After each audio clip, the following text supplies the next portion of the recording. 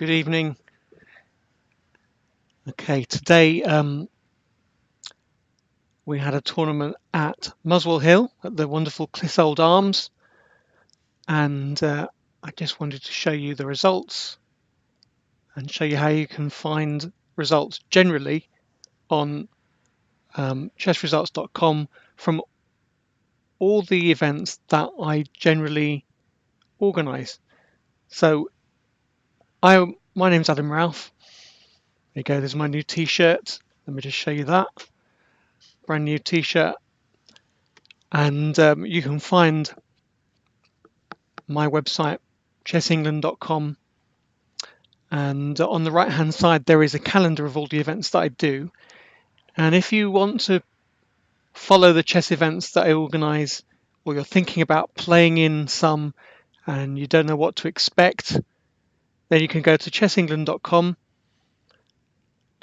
Look on the right hand side, check out what events are going on live, and then you can go to chessresults.com, which we've got on the screen just there, and you can follow the pairings, you can follow the results live as the tournament happens. And in the future, I might invest in a live board, and we'll be able to broadcast the actual games, or at least one game, because these live boards, they cost £400 a time. But it might be worth investing in it to cover, say, board one of Golders Green Rapid Play, which quite often features, a couple of masters on the top boards being beaten up by talented juniors, and that's always worth watching. So I can do the camera, but at the moment I can't follow the moves live on the board, but hopefully we can do that in future. So what have you got on the screen at the moment? You have got the list of players who took part in the open section of the Muswell Hill weekday rapid play. So every month, as a bit of an experiment, we've been running a FIDE rated tournament in 3 sections at the wonderful Clissold Arms in Muswell Hill on Fortis Green Road. That's northwest London, and sometimes we get 40 or 50 players, and sometimes, as today, we got about 16 players. But it's still good, and we always have 3 sections, and everybody enjoys it. So I just want to show you the results from today, like a virtual prize giving. So in the open, it was quite a strong but small tournament, and you can see if you go to chessresults.com and you switch to English events, okay, this is the filter. You can choose various nationalities, switch to England, and then scroll down. What you see is all of the updates from English tournaments live. So you can see today we had Muswell Hill, 3 sections. Twickenham Junior Chess Congress was updated 18 hours ago.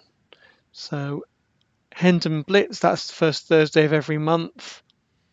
Hampstead, this is coming this weekend, but I've updated it so that you can see what sections there are. So basically any event registered in England, and here is the open section. These are the players who took part, and if you want to see the ranking list, you click on ranking list after round and you get the list of players in order of finishing. Now this is an unusual event because it's a small event. We basically finished the tournament after round 5.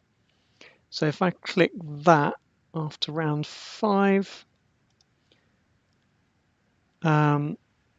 basically let's have a look. After round 5, Ben Keohane had won the tournament. He had 5 points, and I think Gerardo Motta Leon finished second, I believe. which is very good. And in the under 160 tournament, we can see the ranking list after 6 rounds because there were more players. James McDonnell came first, and Oliver Finnegan came outright second, so they've won a prize. In the minor, we had a similar problem. It was only a small tournament. But after 5 rounds, let's have a look. After 5 rounds,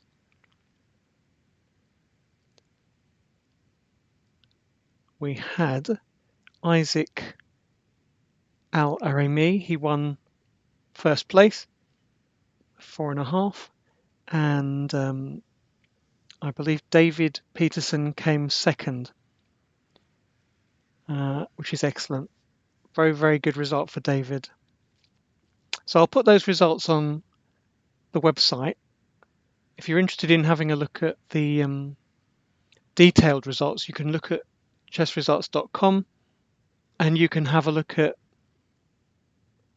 the pairings round by round by just clicking through rounds 1, 2, 3, 4, etc. If you want to have a look at the web page, click on official homepage of the organizer, and that will basically take you to the Muswell Hill website. Let's get that in the middle of the screen. There you go. And you can click on this and you'll get a list of the winners. I need to update it with today's results, but just to show you what you get some information about the event, where to find results, generally interesting stuff about ways to pay me if you haven't already paid your entry fee, and links to various websites. And then if you scroll down, what you get is detailed results.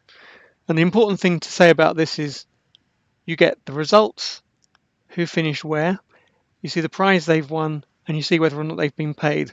So if you think you've won a prize, you need to go on that website and have a look for your name and then see how many points you got, make sure that it's correct. Look at the prize you've won, and if it says it's been paid, check your bank account. If I don't have your bank account and sort code, you need to send me by email, adamraoof@gmail.com. You need to send me your 8-digit bank account number, and you need to send me your sort code or your PayPal email so I can pay you. Interestingly enough, this also goes for, let's look for Golders Green. We had 114 people at Golders Green at the weekend on Saturday the 15th. And you can do the same thing on the Golders Green website. If you scroll down and have a look at, you can click on prizes, you can click on this link, and you will get an up-to-date list of who won what on the 15th. And as you can see, I've updated that and I've managed to pay most people. But it's quite interesting. You can look at chess results to see who played who and how they did. Sometimes you can see the rating performance between players, see if you've improved your rating or if you've lost rating points. And then you can click on this link and you can just see who won what, how many points were necessary to, for instance, win the Open. It was 5. But if you look down here, in the minor, 3 players shared first place with just 4.5 points. So that does show you what a tight tournament that was. In the improvers, this is a brand new section, under 105 ECF. Michael Kajda, he got 5.5. He had to get 5.5 to win it, and it was a really good score. He earned his £100. Well done, Michael. We also have an ECF under 80 section. So if you're not, let's have a look at that sort of bracket between under 120 and beginner. We've got 3 sections. We've got the under 80, which has got trophies for prizes. That's really meant for players who don't have so much experience in tournaments. Improvers under 105 is brand new, which means you can take a gentle step up, but the difference is improvers and all the other tournaments are FIDE rated and ECF graded. ECF under 80 is only ECF graded. That's the important point. So if you're looking for a FIDE Rapid rating, you need to move up, and you don't have to do a big leap now. You used to have to leap to the under 120 section, but now you can just sneak into the under 105 if your grade is under 105, and you should get a good 6 games without being obliterated by stronger players. Okay, so that'll keep you going. Right now, I'm going to play a few games on live chess. If you like live chess, I recommend it totally. It is free, and there are lots of different facilities you can use on it. Obviously, you can play a lot of chess, but you can also use it to analyze your games. And I think a lot of people do that. So what do I want to play? I don't want to play standard. I want to play something like 5 minutes, probably. 5 minutes, no increment, rated, random side. Yeah, let's just do that. And see whether or not I can remember how to play chess. So I'm playing somebody 2032, which is pretty good. I'm officially 2096, so theoretically I'm stronger, but I'm not sure that that counts for much when you're playing Blitz online. Normally I play h6 to provoke him to take, but he's not going to do that. So you have to watch out for queen a4 checks. So d6 might not be a good idea. Plenty of scope for going wrong if I castle. Interesting. If I castle, then he could flick in g4 at some point, but I'm not worried about that too much. Now I'm going to play d6 and take on c3 if I have to. Knight d7. He could play something tricky, like move his knight on c3, and then my bishop looks strange. I've got to watch out for that. But I think I can probably get away with that. Let's try it. Yeah, he's not even interested. He's just eyeing that pawn up and stopping me playing e5. So c5 is probably not the best move, but there you go. It has been played. And he probably should have taken on c5 or played d5 just to undermine this pawn. So I'm getting away with it. He might still play d5. You see, if he plays d5, it undermines this pawn. So let's see. What do you think? What's he going to play? I would like to play e5, but I'm worried about this pawn. So I've got to play g6 and then play e5, and then I'm okay. Now he's definitely going for that. I can't really support g6. So now I've got to either move my queen or give up that pawn. I'll take it. Now I've got this pawn here for nout, but he's got this pawn and maybe a nice e6 square. Well, let's take it. It's got to be done.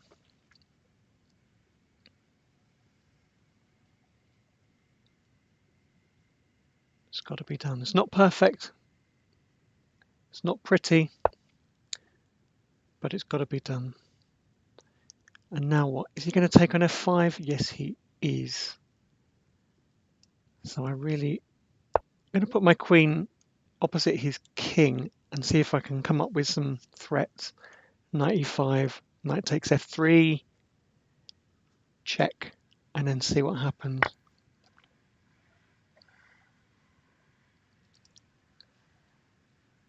So he takes, and I go knight e5,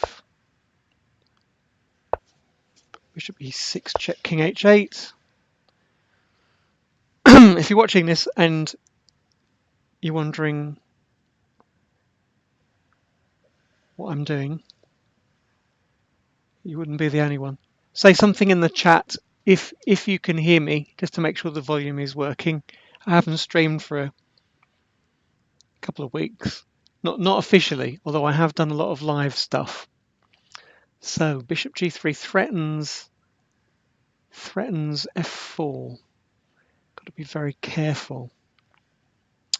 Got to be very careful. Okay, maybe I need to bail out with check. And then bishop f2, and then I have to find a safer square for my queen, or maybe repeat moves. No, he's not having that. Good. Now, what am I going to do with my pieces? I want to play queen h6 and play h4. That looks very odd, but it's not the end of the world.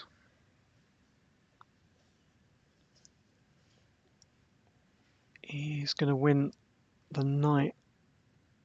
I'm definitely rusty. Okay, he's going to win a pawn. And I need to win that pawn on d5 to really keep up materially. So, if you're watching this, send me a message in the chat, so at least I know you're out there. Queen f5, putting more pressure on e5. Okay.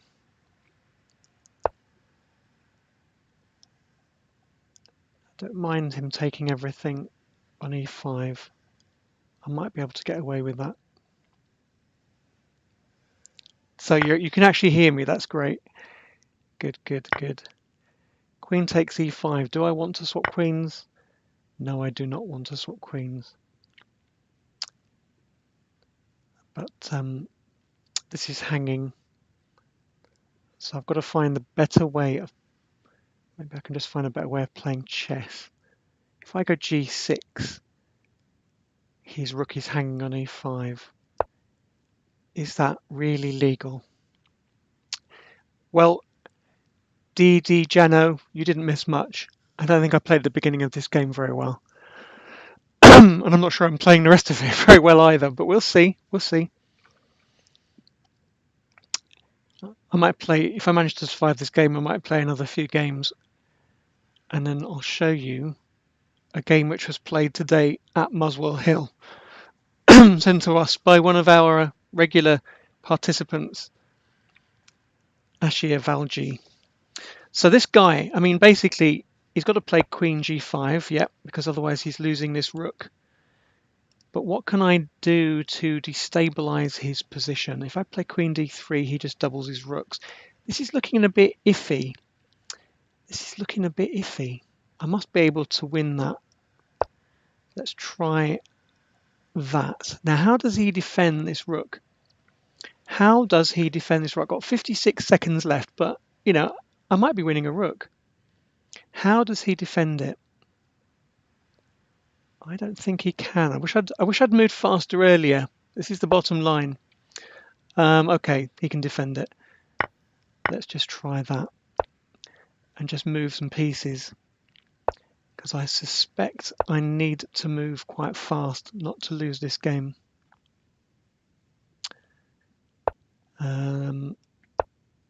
He's going to exchange rooks off here. Fair enough.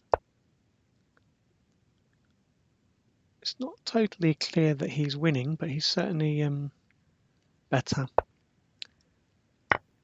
But that's not good.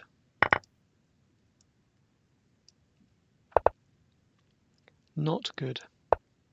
He did not play that ending particularly well. What is he going to do?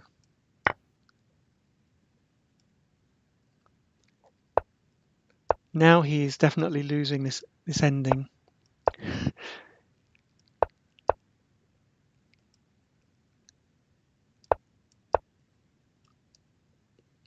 I'm going to win. Oops, I missed that. I think I may have managed to lose that by taking my eye off the ball. But you never know, I might be able to queen this.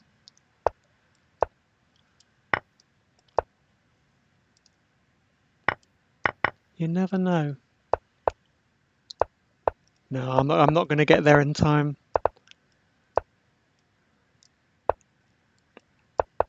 No, nope. No, I don't want to do that. I want to resign. That was a good game.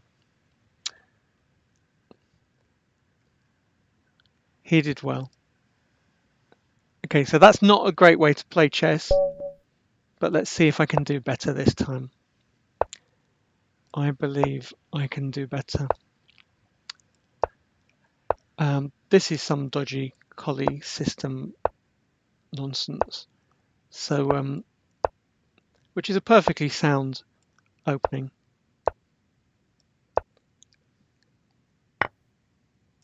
It's just, and he's playing quite passively against it, I must say. This time I'll try and make sure that I have more time. Time is definitely of the essence. No increment. 5-minute chess. Come on.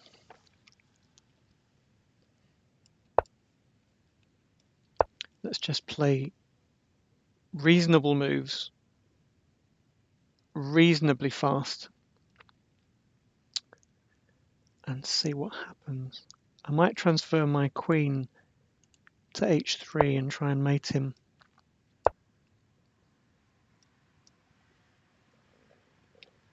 If you see that h7 pawn, it's a bit vulnerable.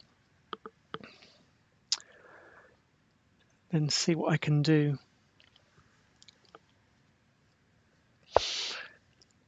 But oh no, he's given me the chance to sack on h7. I don't know if that's really worth it. But if I don't do something, he might play f5. So I am slightly worried about f5. Am I worried about f5? No, not really.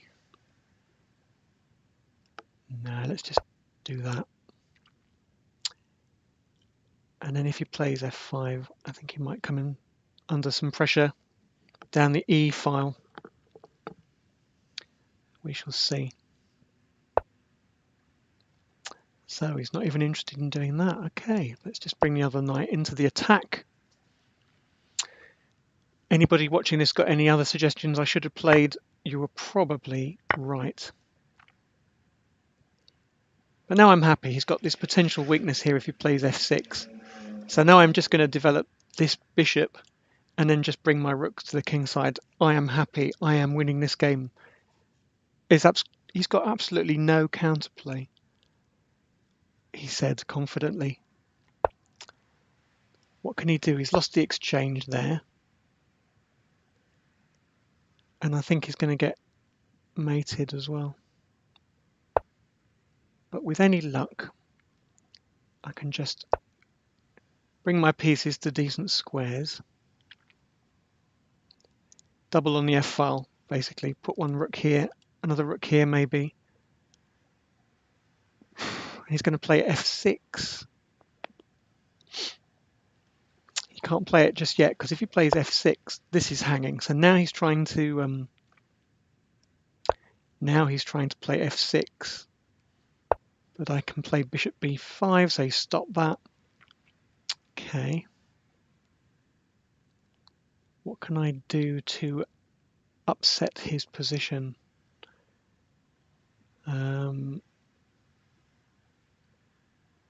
Wow. Knight g5 gives up the idea of winning his exchange. Oh, I've got to take it. It's the exchange. it cannot be wrong to win the exchange. It does make it slightly harder for me to checkmate him, but I will try. He's given up the defense of that pawn, and he's threatened with mate on h7. So DD Jano, what do you think of this game? Now you've seen the whole of this game. I don't think it's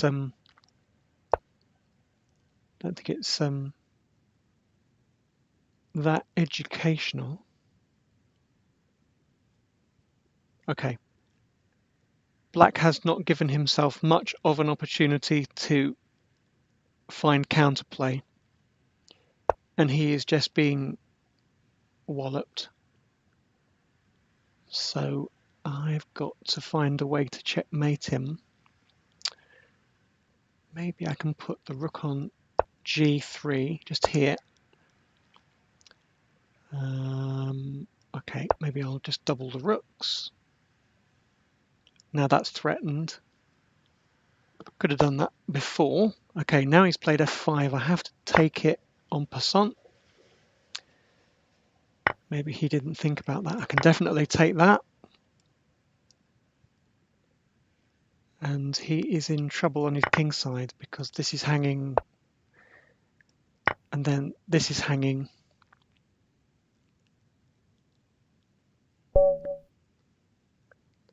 He's definitely going down here. Ah, he's resigned. Okay, so I managed to come back.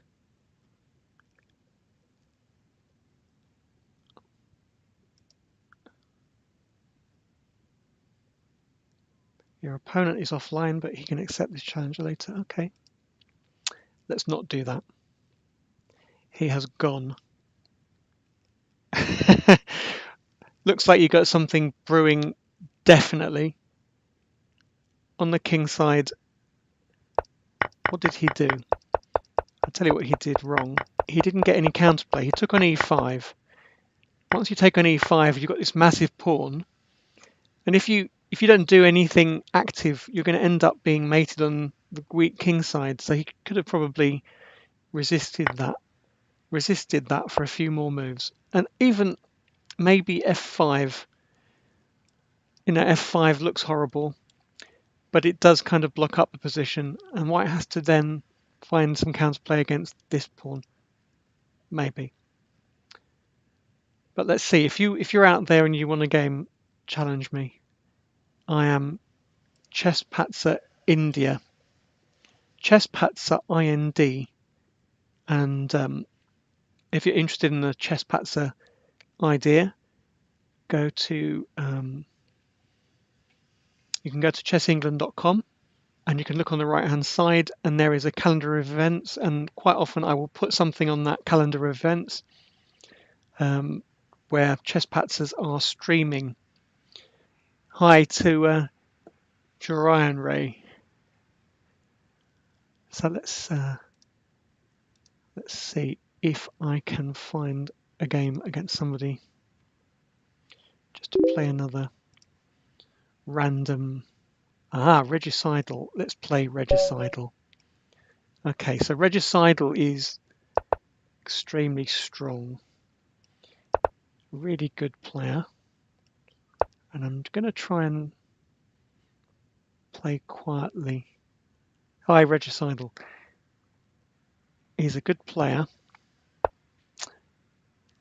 Now the idea is I don't want him to play bishop g4, so I'm going to play h3. It's a prophylactic move. Just rescuing things falling apart here.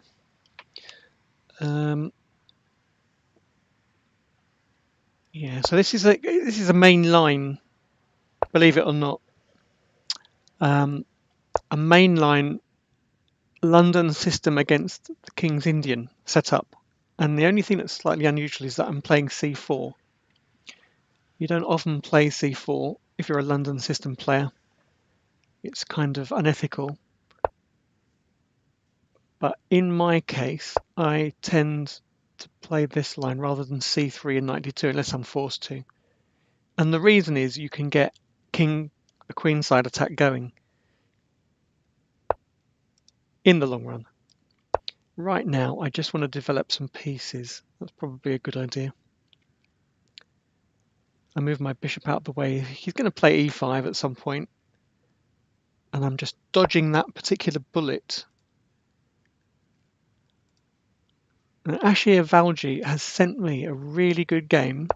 It's quite entertaining. We might have a look at that very soon. Not worried about e5. Black can play something like e4. No, he's not going to play e4. Now this position is okay for black if he can get in d5, but if he doesn't, he can get a bit pushed for space once white plays d5, and I push him back.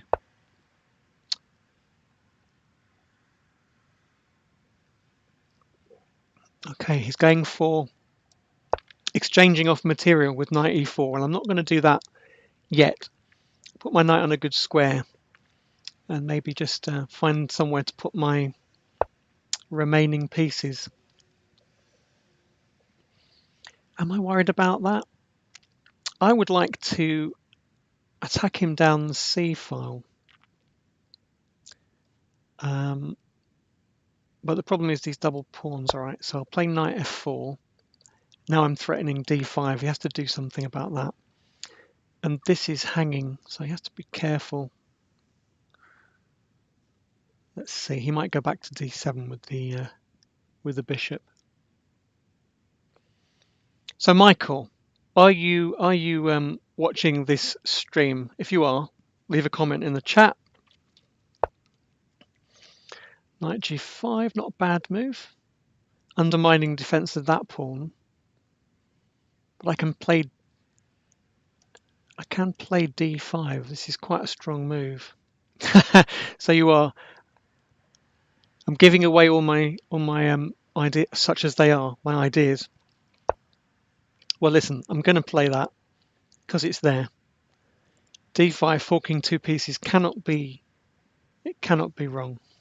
Unless I've missed something, it can't be wrong. You might get some material for it. And now I've got to play bishop takes, otherwise my kingside is smashed up. And Ashir, are you watching online? He sent me a game. I'm going to just type a message to him. Let's see if he's online. And if I can, I will show you his excellent game from the last round of Muswell Hill. Now bishop takes h3, yeah. Desperado move, as they call it. I'm going to take a piece because that's probably healthier. I've got this bishop on this diagonal, so it gives it some oomph.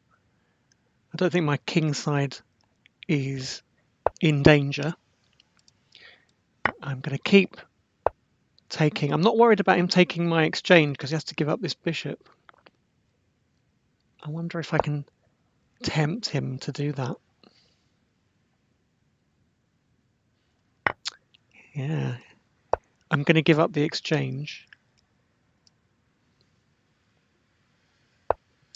Ah, he's not having it. Okay, that's a good move. So now I need to develop some pieces. If I can swap or take over the e file. Now, the key piece in this position is probably my bishop on h2, funnily enough, because it's not doing a lot. I can either activate it with c5 or I can bring it back into the game, which I will. Ah, that volatility, that's Ashir, isn't it? So we'll have a look at your game in just a second and you can tell me all about it. So c6, got to find a square for that. This looks like a good square, except rook takes b7. That's annoying. Okay. Well, it can't be bad just to play knight moves and then put a rook on d1. This d6 pawn looks a bit iffy. It does indeed look a bit iffy. Okay, e3 looks like a better square. So Ashir, if you're watching this, be prepared. We will have a look at your game in just a second. Aha. Threatening to take on b7. And I'm going to defend it like a coward. Because I do want... That b7 pawn is quite useful. And I want to play c5, this move. This is pinned, but I can't at the moment. So I'm going to play queen a3, which has a threat now of bishop takes d6, which is really horrible. Let's see if Michael allows me the luxury of bishop takes d6. Now I haven't streamed for ages, so I'm probably talking nonsense. But okay, I'm going to take that because I think I can take here. Maybe we're going to exchange off some material. The knight is useful, it defends c4. Can't say I planned that. Now we're going to exchange off some material. And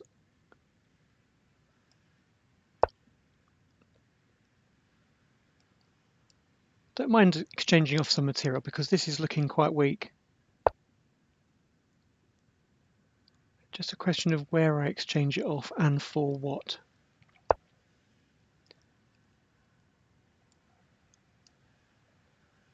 And this is still quite weak. He's not falling for anything, is he? Okay. Well, I've got that because this is hanging. And I just want to try and get my piece to d5. That would be nice and solid.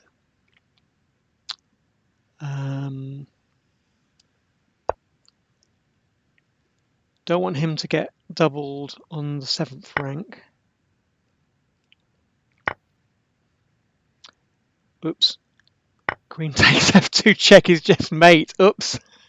that is not good. That is not good. Oops. That's rusty. Rusty. Good game. Good game. Ouch. Do you want another game, Michael? What did I miss? I missed that. That was very good. Just take on d5 with something. That would have been fine. Queen takes f2 was a sitter. Okay, you can beat me again now. I'll try and play better this time. So we'll play a French defense and see what happens. It's going to play an exchange. And I'm going to play something weird. And I might regret it. But it is... The exchange French is one of those things that really discombobulates me. When people play the exchange French, I'm never totally sure whether or not they're after a draw or whether they're just, you know, they can't be bothered to learn some opening theory. So I'm going to sacrifice that pawn on e6. I have done this before in a match, and it seemed to work out all right. It might not work out too well this time, but we'll see. Thanks, Percy. You are so kind. In my case, it's not just rust. Now, bishop f5 is ambitious.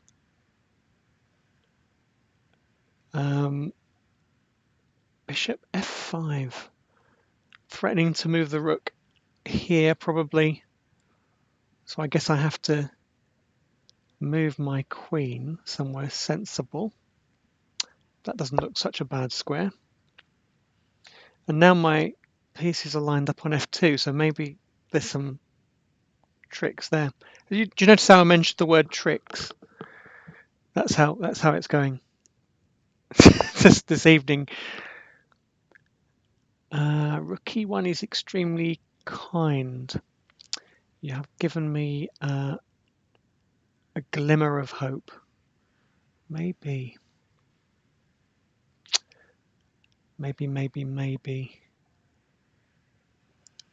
Okay. I want to move my knight and unleash the power on f2, but I can't really do that. Let's try and play d3. And if he... Oh, goodness sake, I'm really playing badly. I'm really playing badly. I need to take a chill pill.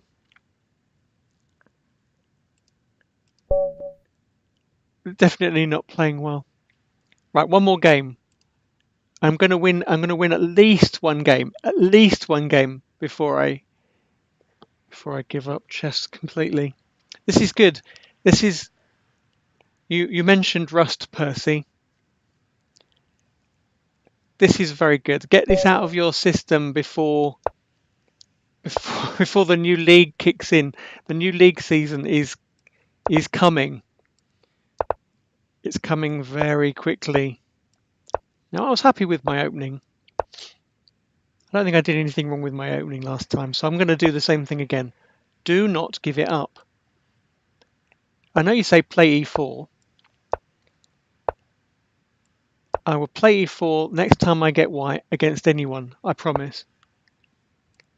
I promise. I've got to try and win one game with openings that I know before I start playing other stuff. And see how we go. Is he going to play e4? I don't think so. Is he going to play e4? I don't think so. Now, remember, blunder check. Try not to lose anything. Try not to lose anything. Okay. I can play b4 with the idea of expanding on the queen side. That's not a bad idea.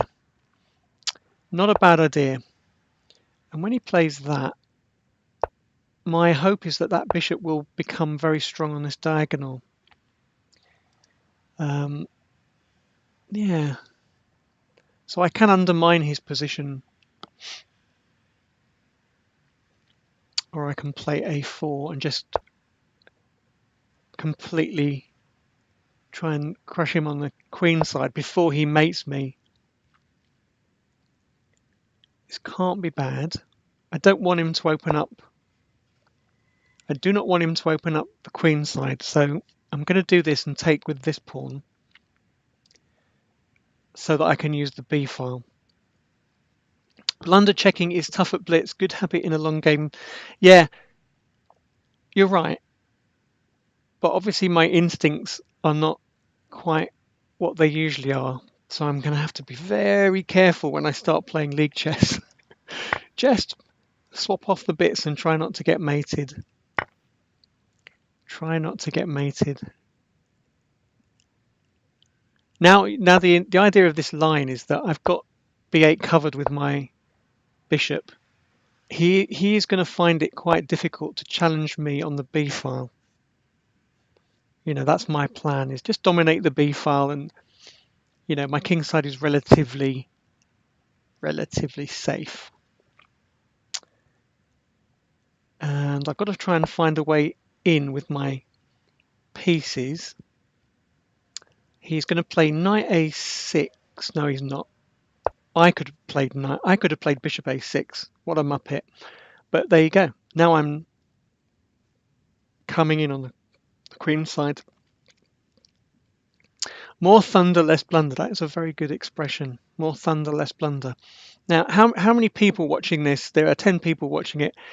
Yes. How many people play in my chess tournaments? How many people didn't realize I actually played chess And how many people watching this game and the game before it and the game before that realise that I can't? I am a muppet. I am a chess patzer, Jack. I am a complete chess patzer. Okay, so now I definitely have him where I want him. What am I going to do? I'm going to triple up on the B file. If I go queen b2, that must win something. There's no justice in life if I don't win something, but maybe it's better if I put the queen here, and then I've got the two rooks coming down the board. Can't be bad, can it? I have said this, famous last words, I have said this before. Can't be bad. He's not coming in, and he's not giving up. What can I do to upset his position? I must sacrifice something. Maybe I can sacrifice my knight and get these passed pawns. That might be a good idea. Or I could try and sacrifice something here. No, actually, that's. I like this idea. I know this is a great way to just lose another piece. But do you know what? I think this is the sort of position that requires investment. If he doesn't do anything, I'm just going to go knight a7 and win the exchange. So he's got to take it, and then I can just invade with my pawns.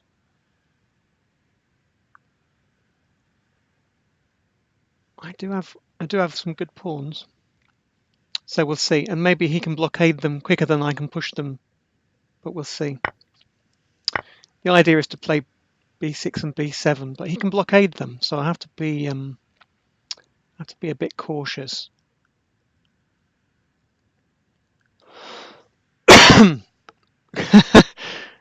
No. There you go. So he's had to take here. Feels he had to take here. So fair enough. Let's go for expansion, and let's go for actually, where am I going to put this rook? I really want to take on a5, don't I? But I don't want to lose my bishop. Caramba. That could be quite tricky. So I wanted to play rook b5, but he goes bishop a6. That is not what I want. So let's just don't panic. I'm going to play that move and maybe try and not blunder. That is a good idea, notblunder.com. So maybe he's going to. Should I have not let him swap off these? I wonder. Well, pawn on the 7th. It can't be. Have I said this 3 times already? It can't be bad. Can't be bad. Just got to try not to get mated in a Muppet-like fashion. So I can play something exciting like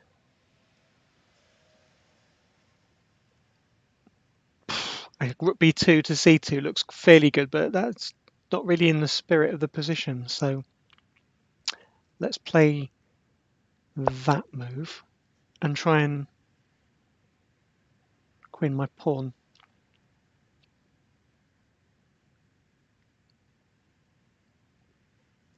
How am I going to queen my pawn?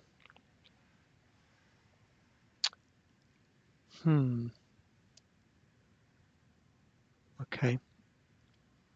Admits he was wrong, goes rook b5, maybe knight b3 to d4. This is a much better square for my piece. I've got to play, without blundering, got to put my knight on d4. But I am running out of time.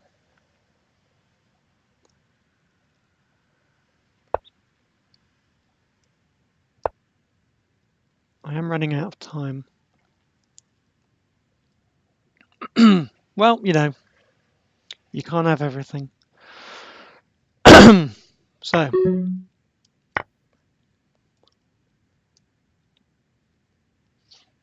try that. And then see if I can mate him. There you go, mate. Oh, that was lucky. That was a good game. But I'm only saying that because I won it. I mean, I have to be honest. But thank you. Michael, you played really well. Should we play another game? Come on, let's play another game. If you want. If you haven't had enough of me, let's play another game. And I'm going to try and play against your exchange French again.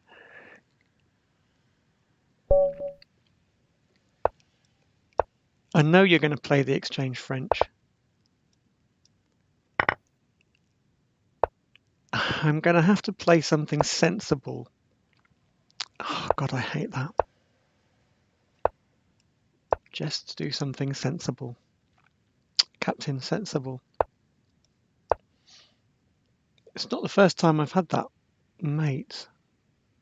In Blitz, anyway. Not on the board. Now, am I falling in for something? Bishop takes h7e? No, probably not. Am I falling for something bishop h7e? Hopefully not.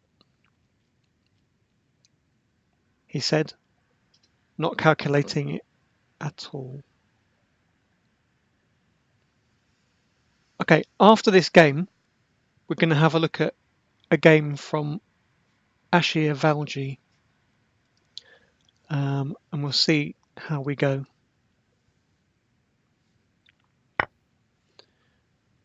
Well, don't give me much choice there.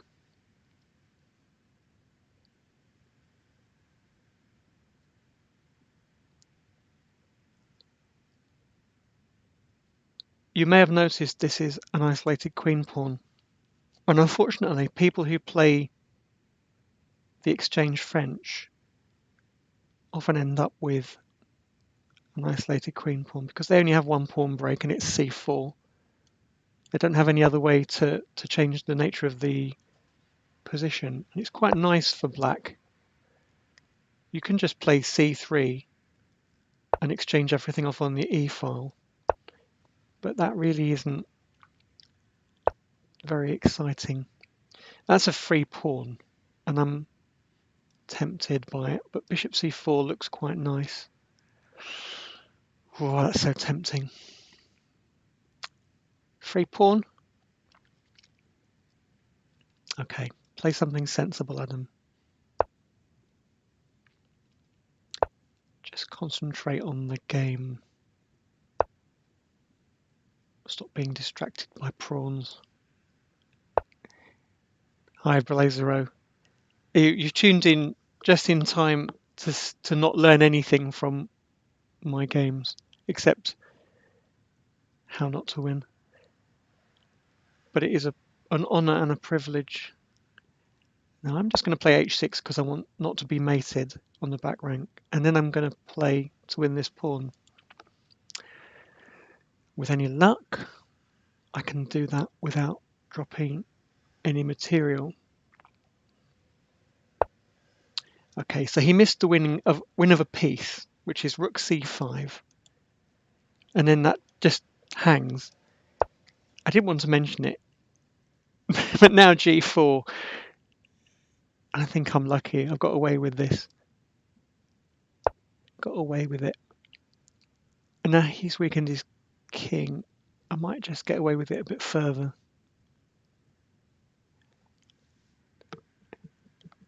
This is not Blazero. I do not think this is educational chess in any way. I've got a new t-shirt. It's lime green and it says chessengland.com and it's got an advert for all my tournaments. That's the only thing that's changed since last we met. Now he can play F. No, he can't play F4. But I do like my T-shirts. Right, now I'm not worried about his position. I can take on E1 if I need to and just swap everything off. That is a bit pathetic, but hey-ho. If I just take here, and he takes with the bishop, I can take on E1 twice, and then I take... That can't be bad. Do I want to be left with the bishop on that square or the knight? I actually think the bishop might be stronger, so let's just do that. And then if he takes it, I can take on E1 and swap bits off. And you know what? I need to swap bits off. The fewer bits, the better. Since I'm not seeing anything this evening, but Michael is playing extremely well, which doesn't help. I'm just going to keep trying to chop away. Yeah, that's good. That's a good move. That is a good move. Well, I don't mind even that. Let's just play here, and if he takes on E4, maybe I can just get 2 rooks for the piece. 2 rooks for the queen, rather. That's quite good in the sense that in this position... Did you win any? How strong is this Knight of Frozen Lake? Just out of interest, Jack. How strong is Knight of Frozen Lake? I have watched some of his streams, and he seems like a lovely guy. But sometimes I wonder if we are on the same astral plane. But I like his streams. Right, well, I'm going to do what I said I would do. And then the question is, rook takes or bishop takes? Bishop takes because I'm defending the pawn. And you know, 2 rooks for the queen, you shouldn't really do it too often. But in this particular case, maybe it's okay.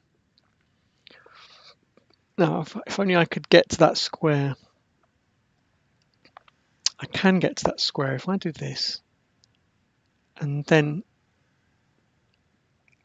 can I get to rook e2? I can't. He's got to go bishop f1. And this is hanging. How can I take advantage? Well, by doing that first.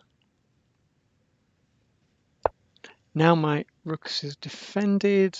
I can eye up that square. He has played that move, which gives me the chance to pin it. This could be rubbish, but we'll see. So it's 2000-ish on league chess. Okay. Yeah, you can't rely on the ratings on live chess. This is true. So you're going to take me, aren't you? Got to double. Now I can, because this is pinned, maybe I can play rook d2 and then come in on f2. Maybe. It's still pinned. It's still pinned.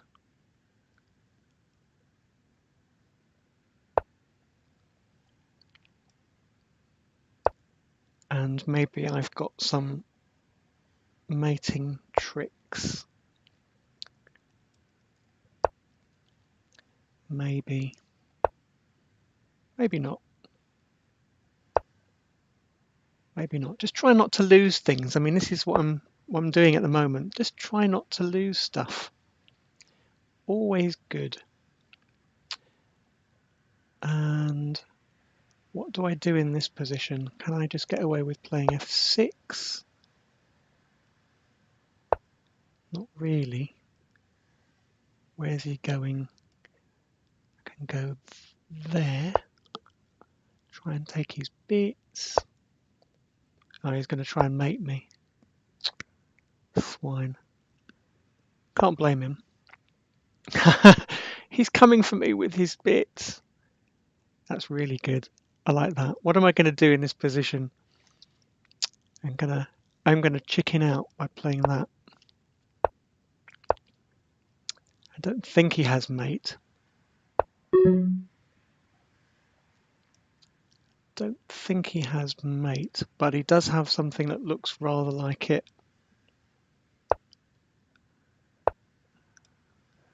Let's have a think. I've got G5 and that is mate. Thank God for that.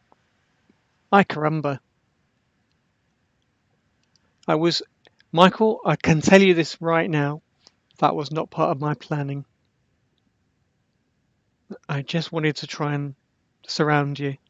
But that was not a very good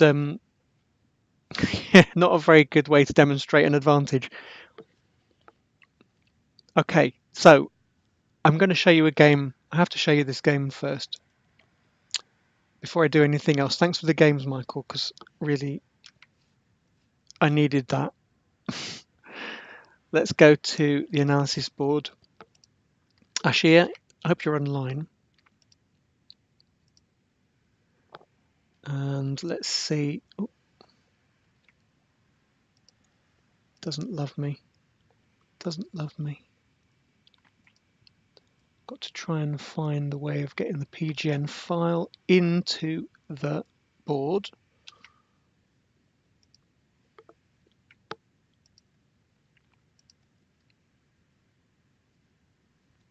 Okay, done. So let's just have a look at this game.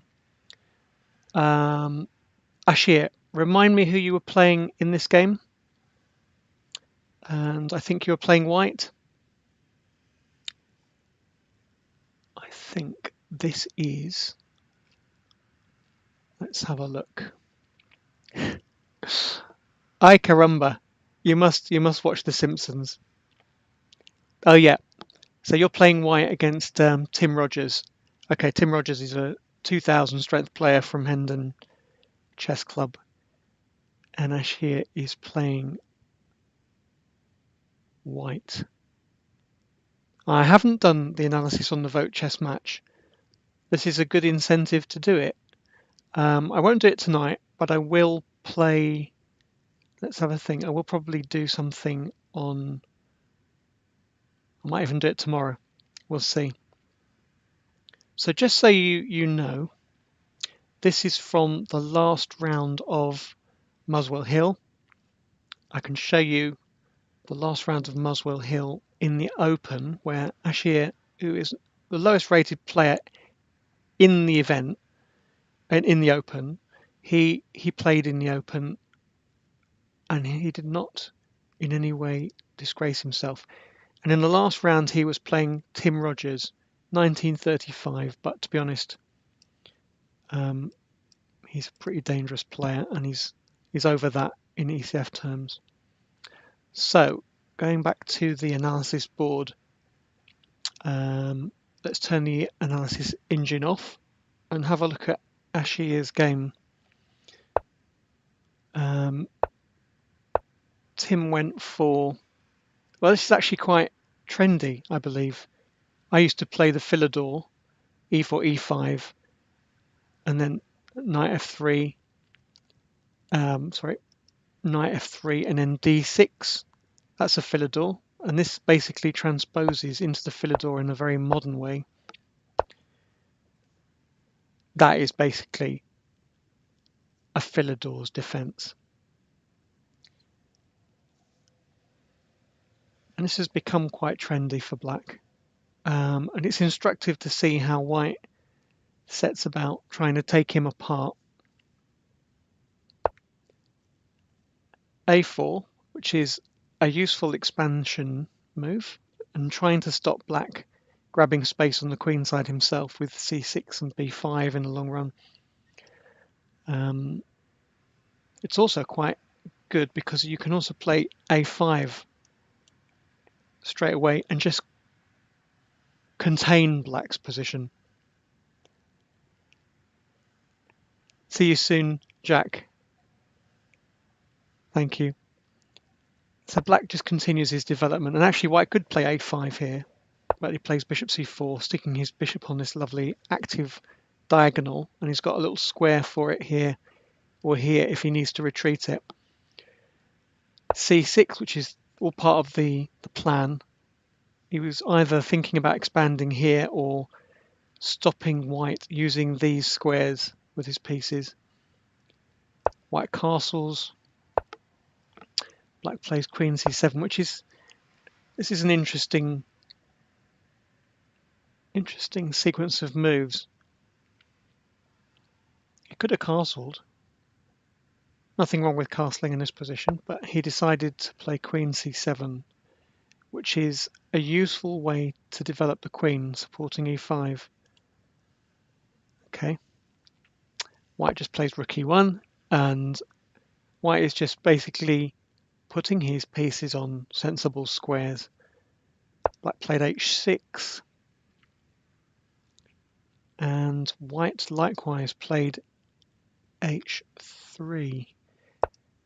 Now it's interesting, in these sort of positions, black sometimes has this horrible plan of playing g5 and attacking you on g4, where it makes having the pawn on h3 look a bit tricky because it opens up the g file.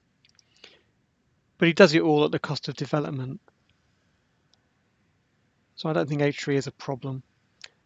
Black plays knight f8.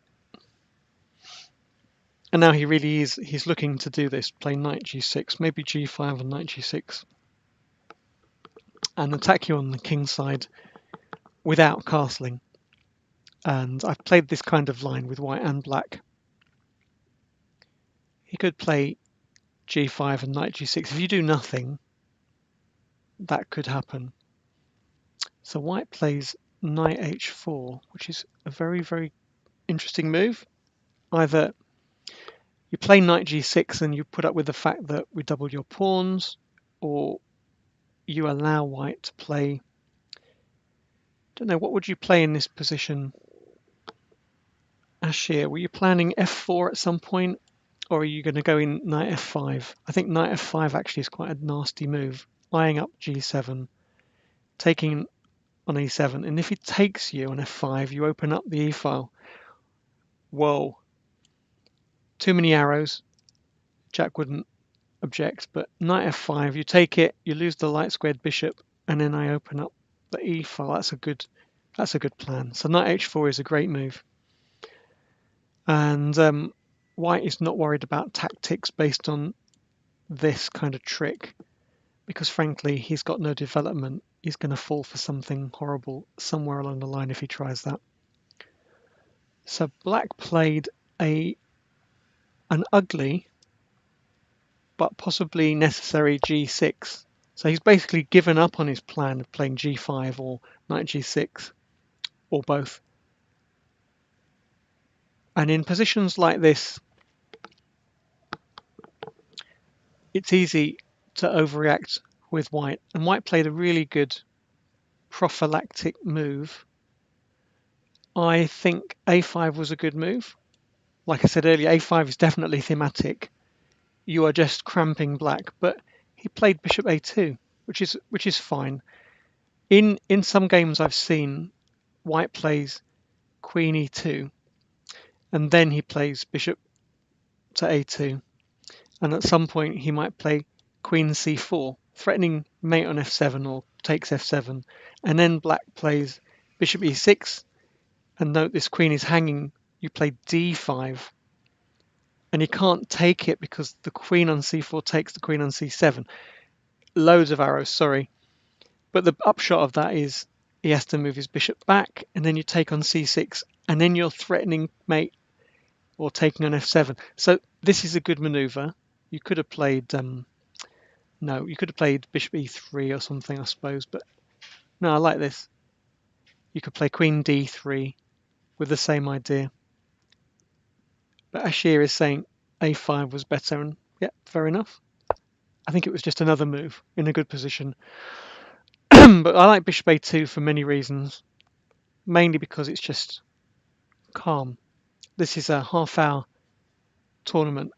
Each player has 25 minutes each, plus 5 seconds to move, and that is effectively half an hour each.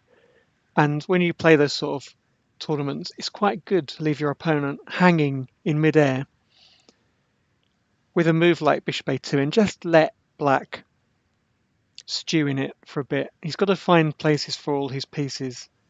He's got to find a way of getting his king safe. He's got to find a way to get his rooks active.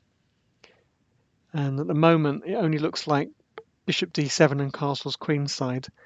That's the only way he's going to activate his rooks. And at that point, you're coming in on the queen side as well.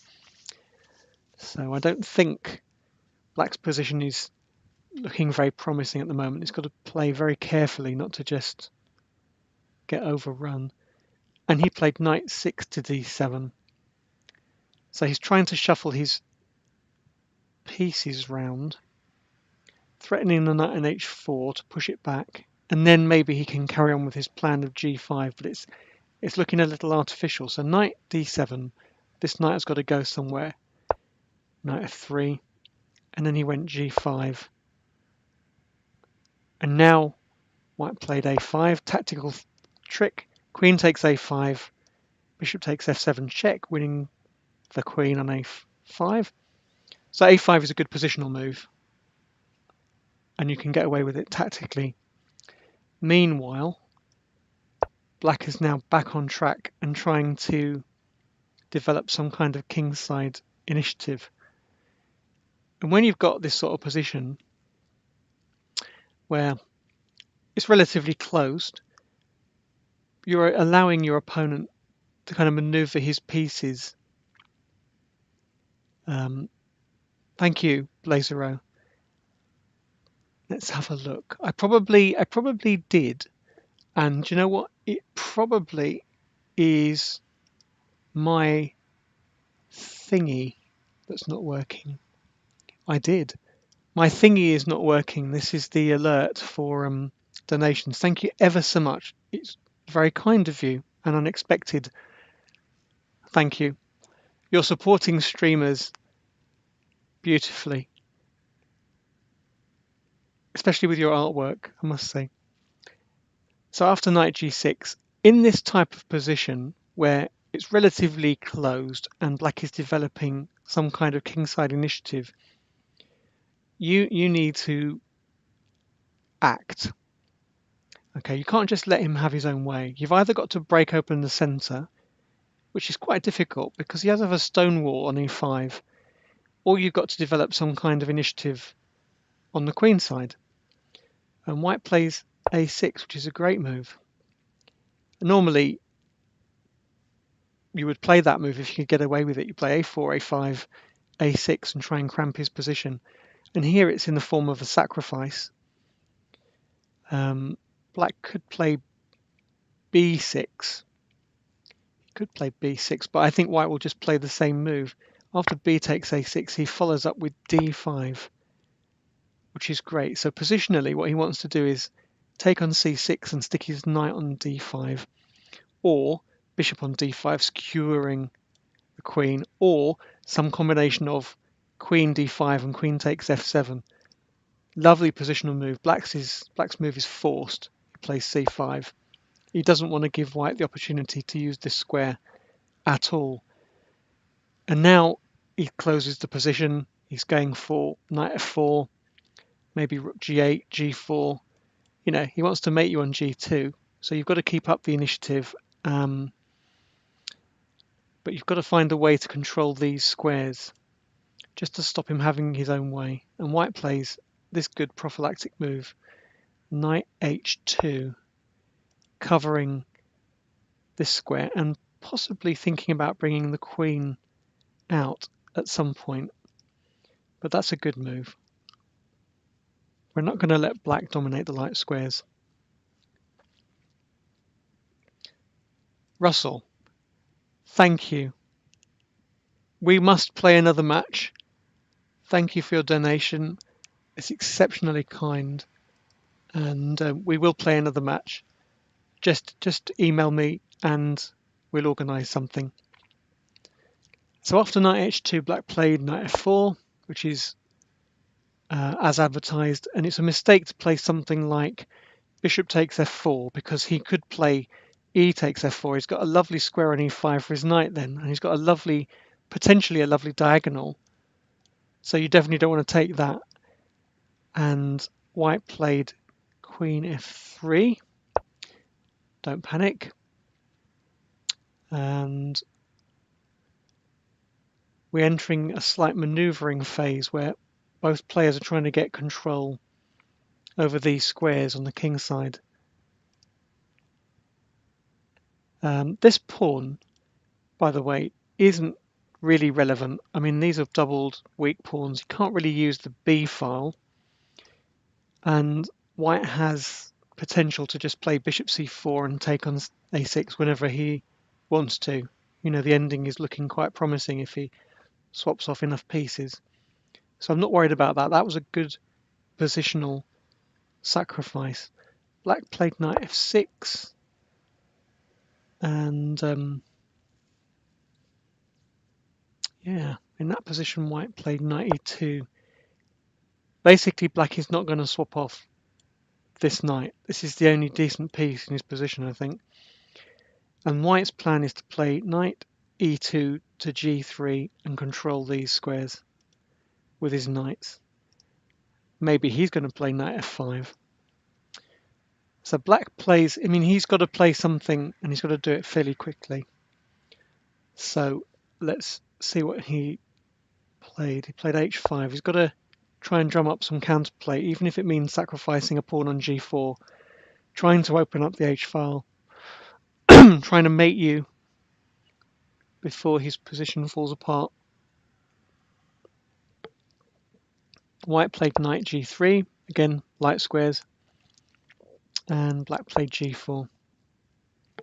So have a look at this position. What would you think of a position like this? If you were playing white, how would you feel about this position? If you were in a tournament and you walked past this game on another board, you just wander past, what would you be thinking? You'd be thinking, great, black is, killing white. Or would you be thinking, well, white has the advantage. It's a good move, g4. You can't win the pawn on g4 by taking. He does take it, but he can't win the pawn.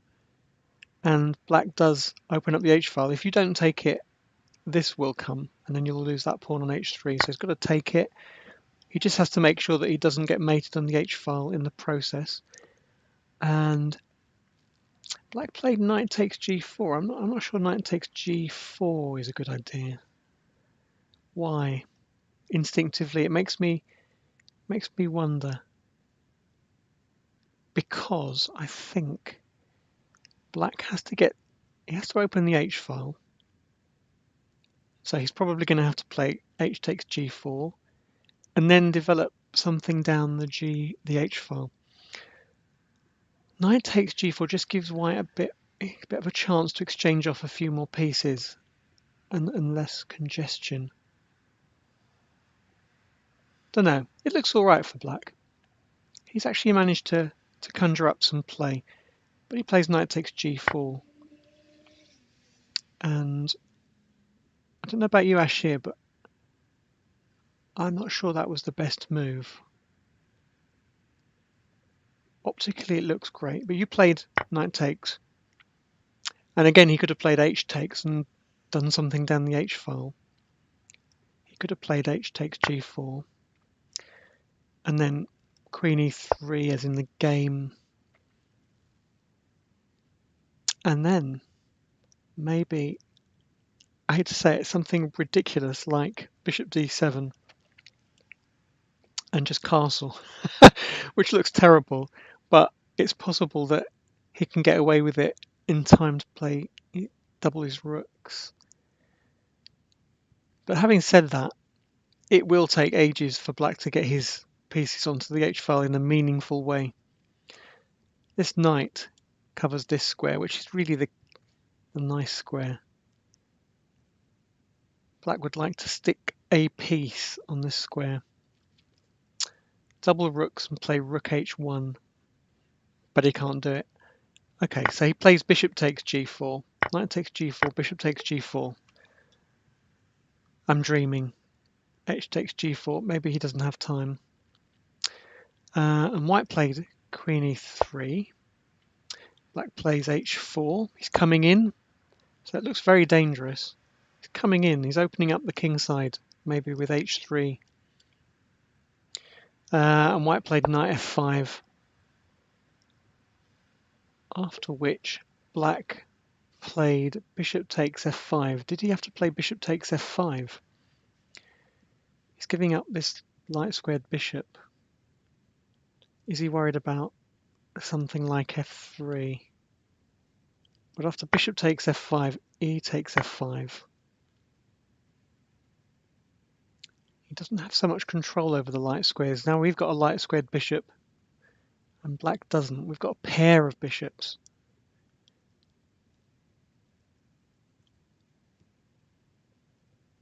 There are some nasty tricks in this position. I mean, black could play something nasty like bishop g5,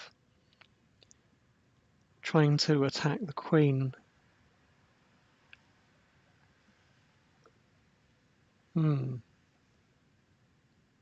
He takes f5 and then he plays queen d7, just trying to chase that pawn, which allows white to reactivate his bishop with bishop c4, queen takes f5, bishop f1. Okay, so white has managed to play, this is quite interesting, bishop c4 to a2 to c4 to f1. That's quite a good maneuver, I think you'll agree. It's not something you see often, but it's a good defensive maneuver.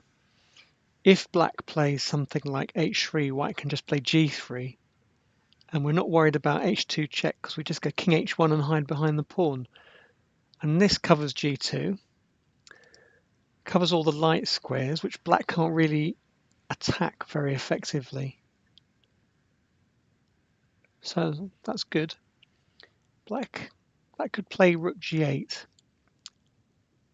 and maybe knight h3 check.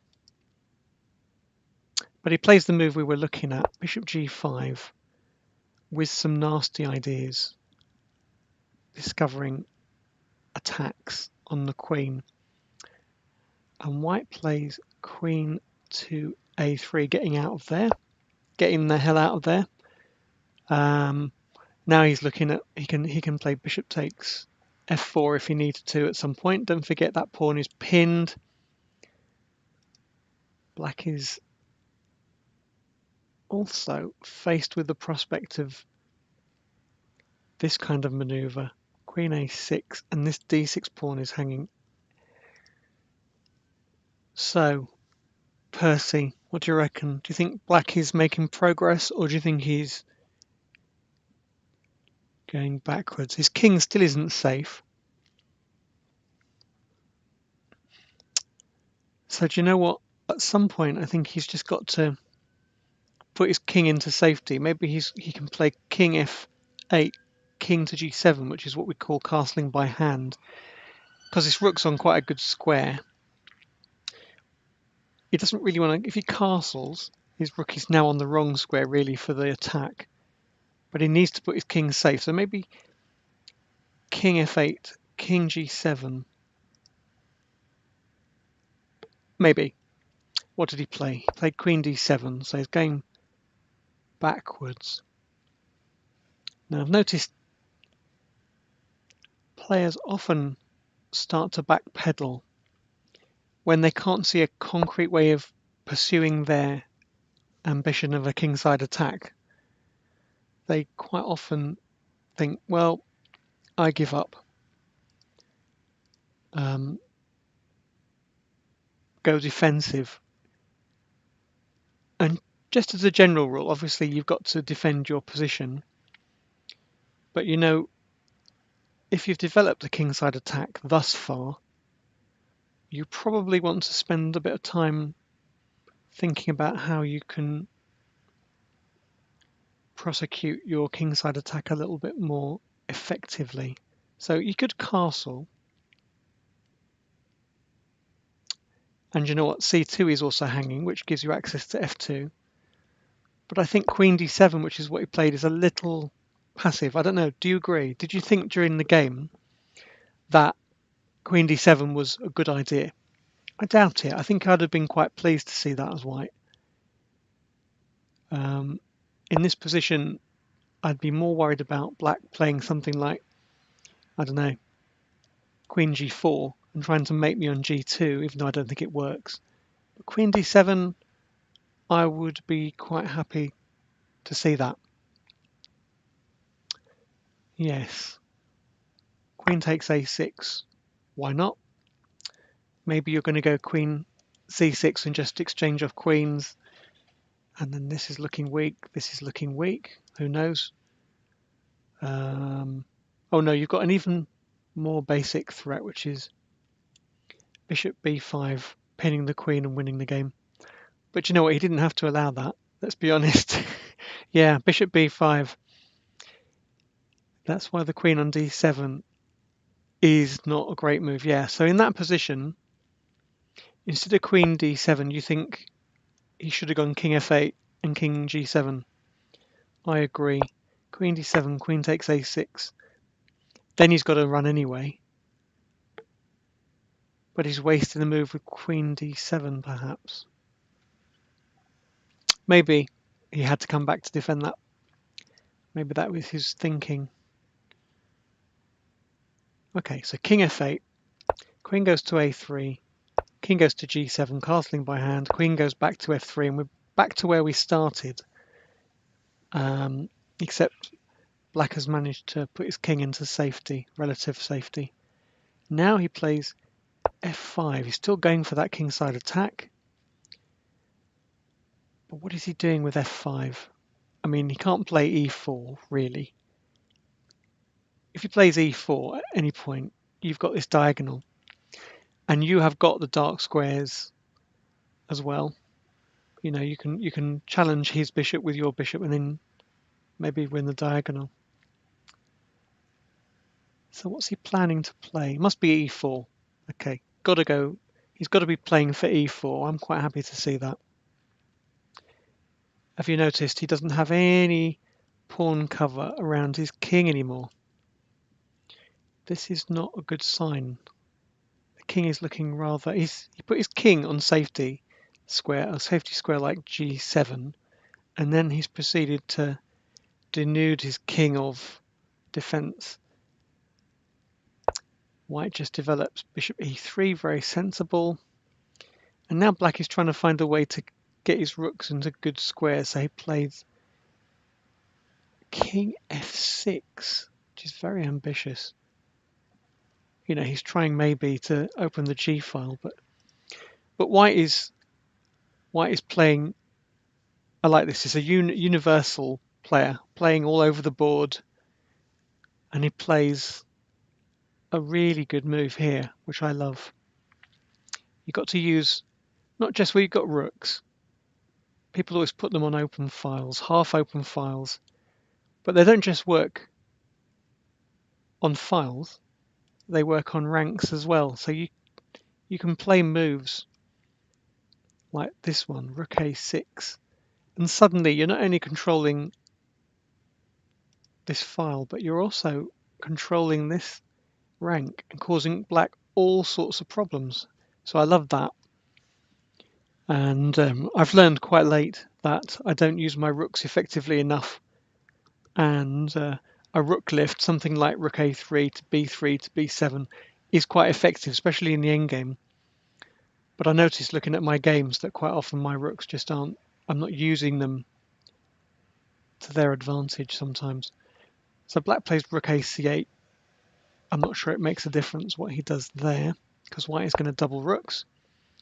Now he's got all the power on the a file. Black has to play rook c7 to defend this pawn. And white does it again.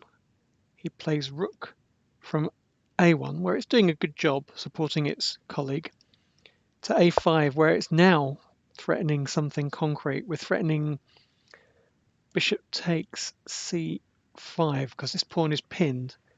So this is now threatened by the bishop and the rook, and it's only defended once by the rook because this pawn is pinned. Hopefully you can see that. Black played the move we think he was contemplating all along, but the problem with it now is he doesn't even have bishop f6 challenging the diagonal. e4, queen goes back to d1. Black has achieved something, maybe. I'm not sure he has. He has just opened up that lovely diagonal for white's pieces. White's pieces are looking great. In this position, really, he has to consolidate, and he's got a problem because white can just play queen d2 and maybe win that or that, double up on this diagonal. He's also got a really nifty threat, which is, well, we'll see it in a second, but the key is this diagonal is quite, oops, not that diagonal, this diagonal is quite vulnerable. So he's got quite a nifty positional threat and tactical threat if black isn't careful. And lo and behold, as if by magic, black was not careful. He played king e5. So it's your move as white. You can have a think about that. Have a think about that. While you're thinking about it, if you follow me on Twitch, that would be great. At some point, I'm going to do a simultaneous display just to see what it's like. I'm not the world's strongest player. I'm about 2100. And as you can tell if you've been watching some of my games, I'm quite capable of playing worse than that, especially in Blitz. But it would be great to play a simul just to see how it goes on live chess against you guys. So follow me. That would be fantastic.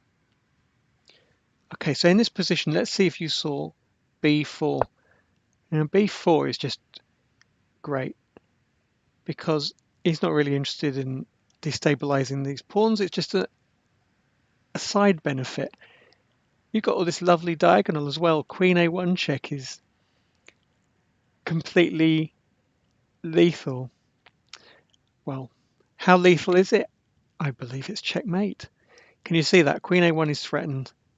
Queen a1, checkmate. That's unbelievable. And it's because black has basically put himself in the worst position on this diagonal with nothing to block this diagonal. Queen a1 checks the king on a5. The king, he can go king d5, but that's got to be suicidal. What are we threatening here then? Queen a1 check, king d5, and then you must be falling apart. Queen a5. Maybe we're just threatening to take on c5 and your whole position falls apart. So Ashir, what were you thinking when you played b4? Queen a1 check, king takes d5. Can you mate him? Let's have a look. I feel certain there must be a mate somewhere. A nifty mate.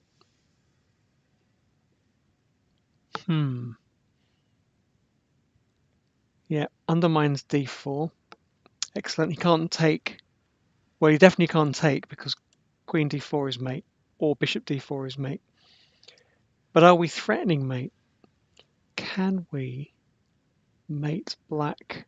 If it's our go, we can just take on c5. That looks fairly effective. But can we mate him by force with queen a1 check?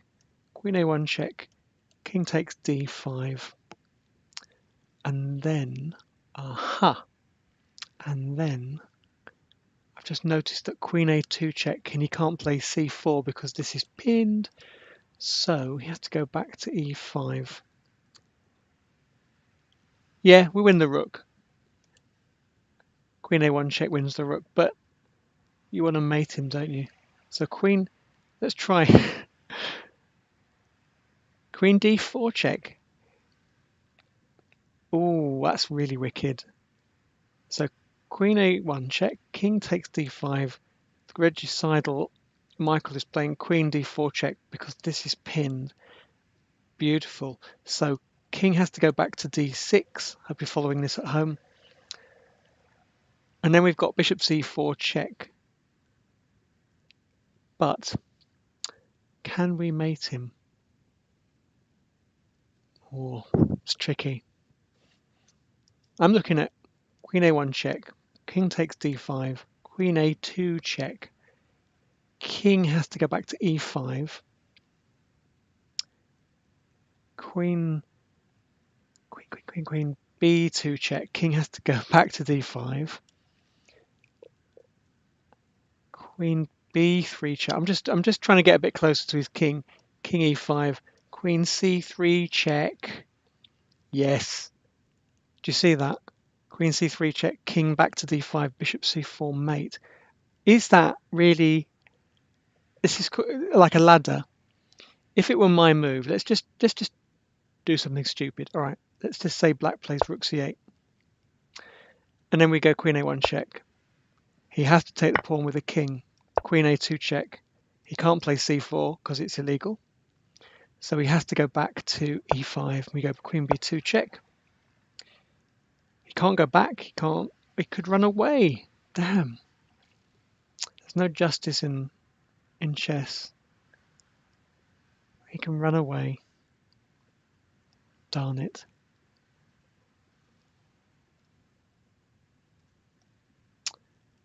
King e5. Have we got something? I just want to checkmate him. Simple. What can you see a way to mate black in this position? This is a really interesting position from that point of view. Can we mate him? If we could just deliver another nasty check on d4, that would be mate.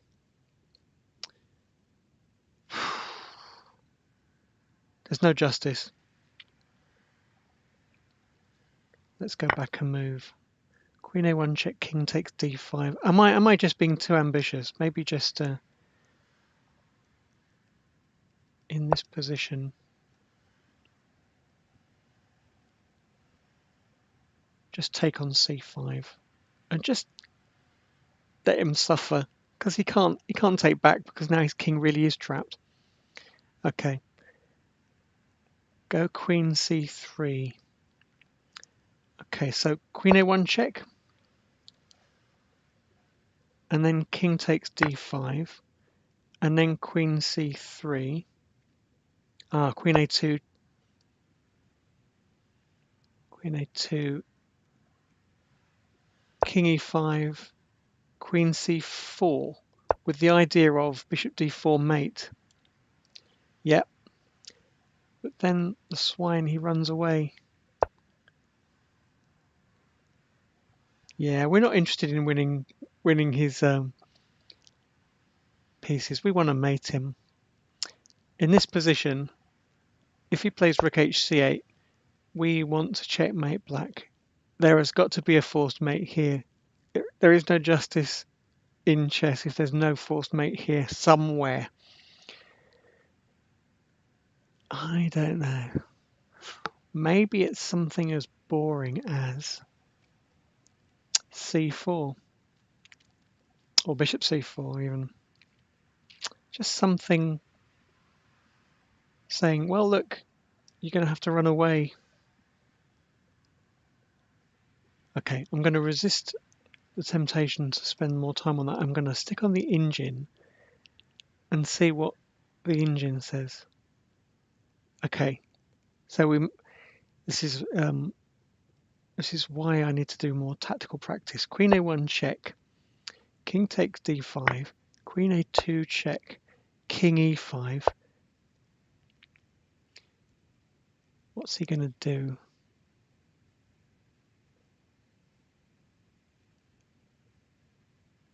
King takes d5.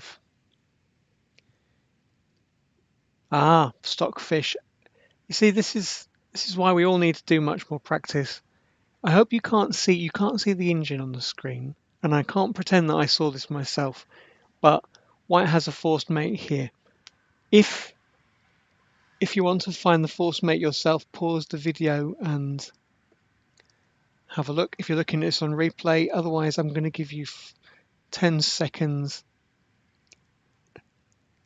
to have a think about it.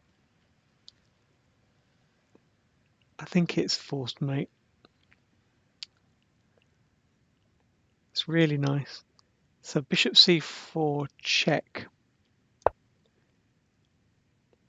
King takes c4. Queen a2 check. King c3. Queen b3 mate. Unbelievable. Unbelievable. So there you go. Well, it makes sense to me that you are going to get mated if you put your king on e5 in the middle of the board and give your opponent the long diagonal and so on in that position. So white is basically threatening mate. You've got to watch out whatever you play. And knight takes, let's just turn the engine off because it's nice to analyze these things. Knight takes d5 was played, giving up this piece, but trying to save his king, trying to save this rook. Black played bishop, white played bishop takes g5, knight takes b4, and now it looks like he's winning this exchange. But his king is very vulnerable, so white played queen d2, and he is coming for you g8 to save the rook on h8, queen c3 check, king went back to e6, white came back out again to c4. How many times has he been on c4 in this game? Bishop c4 check. Black had no choice, he can't play d5 because this is attacking the king. So they played knight to d5, he can't come back because all these squares are covered by the bishop. Knight d5. That's your move as white. Queen take, queen on f6 is mate. What a brilliant finish. Well done. So Ashir won that game against a much higher rated opponent. And I think he would say that even though he was the lowest rated player in his section, he didn't do too badly. Playing games like that. Let's just go back and have a look at that move again. I like that. So if white plays b4 and black just does something sensible, queen a1 check, king d5, queen a2 check, no, bishop c4 check first is the move. And it's basically, what do they call that in tactics? They call this kind of magnetic attraction. You attract the king onto a square. If you chase him, he can run away. He can go there, then he can go there, then he can run away. But if you attract him to this square, you force him, he has no choice to go there. Then you play queen a2 check. He can't go back. There's no retreat. He can only go king takes b4, queen mate, or a variety of other mates. Or he can go, which is more attractive, king c3, queen b3 mate. Lovely. Would have been nice to finish like that too. If you could find bishop c4 check in a rapid play game, much respect. Very good. So what I'm going to do is I am going to log off now, and I'm going to do some more streaming. When I do some more streaming, I'm going to cover games from Golders Green and maybe a couple of games from here, Muswell Hill, because I have some score sheets. I found the score sheets. I lost the score sheets, now I've found them. So Golders Green was on the 15th of September, Saturday 15th, and there are a couple of really good games from that, which I'd like to show you. So next time I'm streaming, which won't be long, it'll either be tomorrow night or Thursday night. Probably Thursday night, actually. I can do quite a lot of streaming tomorrow or Thursday. I will cover some games from Golders Green. If you want to see what I do when I'm not streaming, hi Chess Patzer Wiltshire, go to this site. Here we go, chessengland.com, and have a look at all the events. Rapid play events, standard events, including Hampstead Congress this weekend, which is filling up really fast. So if you want to play, you are going to have to register soon. And Blitz tournaments. And I advertise some other people's tournaments as well if I like them. There's loads of good tournaments out there.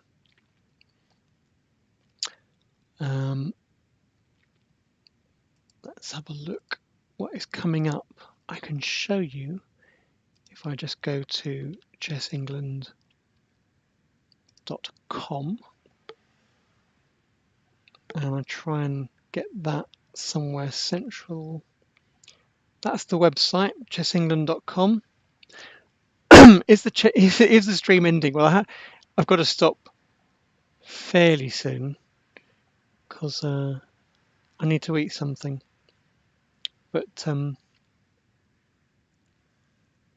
have a look at that site. Okay, the most important thing about this site is not the blurb at the front or the interesting blurb at the bottom, which is interesting because you can look at me streaming and looking at me streaming and looking at me streaming, which is a slightly weird feeling. You can scroll down and you can have a look at some other events, but the most important thing from a practical point of view is this calendar on the right hand side. If you look at this calendar, let's have a look, there it is. You can see all my events listed, and if you click on any of them, let's say Hampstead for this weekend, it gives you a bit more information, but you can click through to the tournament website and find out what's going on. Now, Ginger GM is unparalleled. Did Ginger GM, did Simon mention what he was doing for the World Championship? Because he is doing something spectacular. If you didn't mention it, I must mention it. He is going to be taking over the Plough pub. He's always chessing under the influence, but he's taking over the Plough, which is just round the corner from the venue in Holborn of the World Championship. He's taking over that pub and doing live commentary from just round the corner. So instead of going to the World Championship and spending, I don't know, upwards of 40, 50 quid on a ticket, you can just go around the corner to a really nice pub and watch a grandmaster, a top grandmaster commentating live on the World Championship. Have a drink, relax with loads of people playing chess. It will be brilliant. He has got a website just for it, but if you just look at his Facebook page, there's a link. And I think, they missed a trick for the World Championship. They should just have employed Simon. They could have got a fantastic commentary team together. Now he's doing it guerrilla style. And if you haven't played at the Plough, I can tell you that it's a really nice pub. You go upstairs and you play in the beer and library atmosphere. No, it's good. Beer and library. It's fake library. It's got wallpaper that looks like books, but there's no books. But there's plenty of beer. There's a giant screen, well, all right, a large screen TV in that room, and he'll be commentating up there and maybe streaming live into the bar. So I'm really looking forward to that. I will definitely be going. At the venue, yes, Perpetual Stalemate, you're right. At the official World Championship venue, it will be dull. Not in the kind of chess sense, but the venues tend to be quite sterile.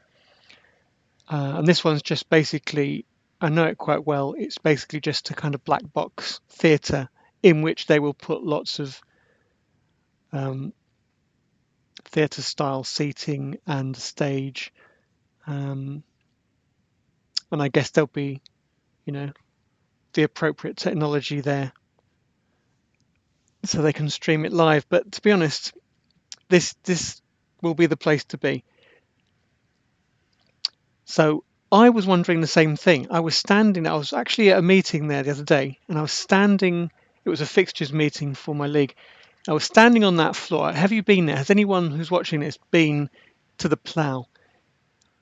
I was standing there thinking, this is just going to be so packed. The World Championship. Okay, the World Championship. I'm going to check my little calendar. And I will tell you when the World Championship is because it's in my diary. Let's have a look. But I was standing in this place and I was thinking, do you know what? This is such a great idea. And they have just missed a trick. They have not been thinking laterally. So the World Championship is in November. I have got quite a few tournaments in November which happen to coincide with the World Championship. Give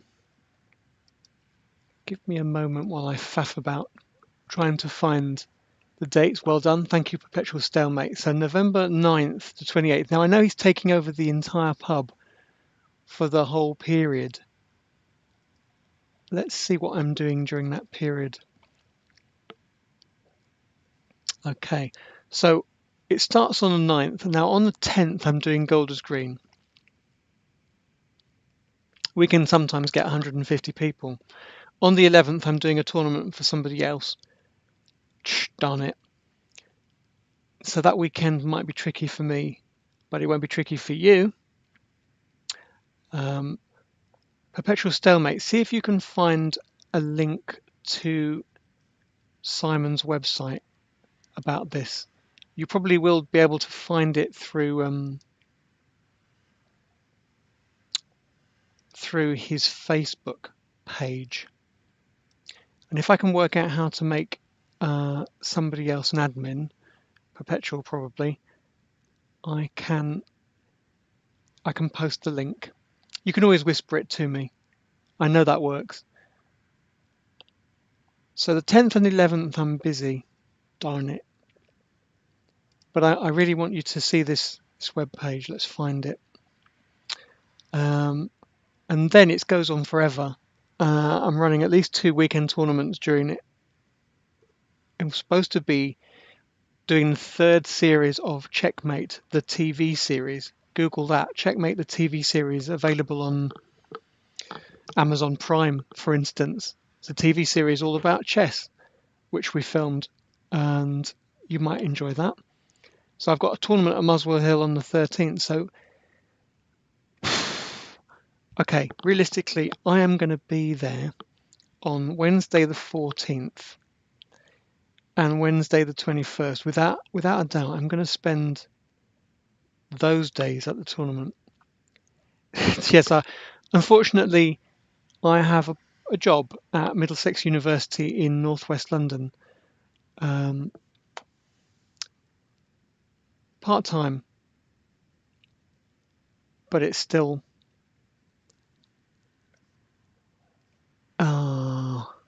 somebody tell me how I release Perpetual from this.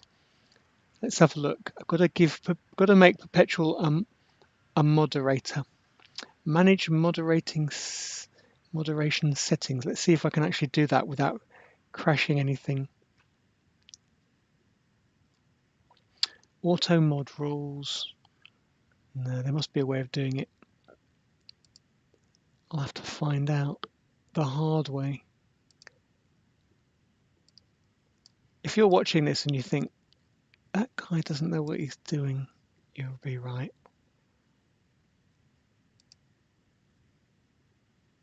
Fantastic. So, going back to what I was saying, let's see if we can find Simon Williams. I'm surprised he didn't mention it on his stream. And the plough. The plough. On his Twitter feed, maybe. There we go. So on Simon Williams' Twitter feed, he is awesome. He does mention it. He does mention it somewhere. I'm determined to find it.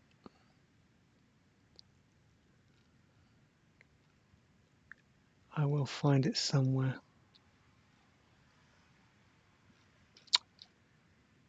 Or somebody whisper it to me. Somebody whisper the link and I will probably do it myself.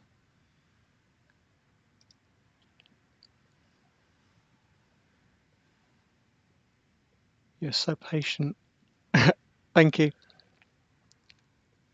So during this period when we are blessed with the World Championship, Simon Williams is going to be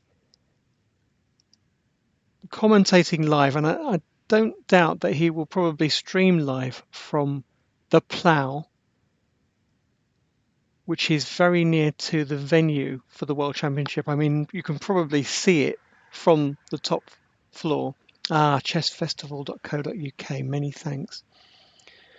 So it's very near to the venue. If you happen to have tickets and you get bored, you could probably just come out and go around the corner and visit Simon Williams live. And I think he is doing it for free.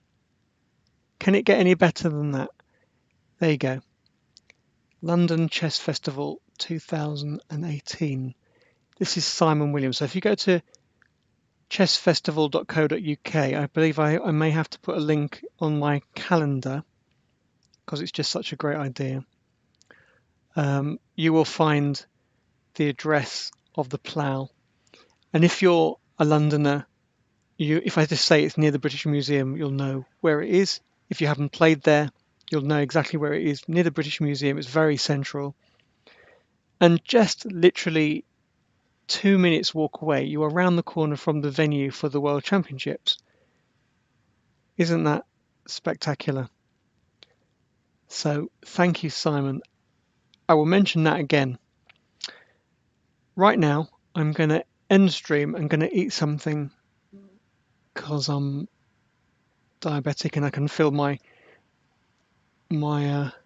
energy sliding away. But I'm going to eat something and come back more strongly. I'm going to add this link to my calendar on chessengland.com. I'm going to prepare myself for more streaming on probably Thursday night is more realistic. And I hope to see you there. Thanks very much for watching.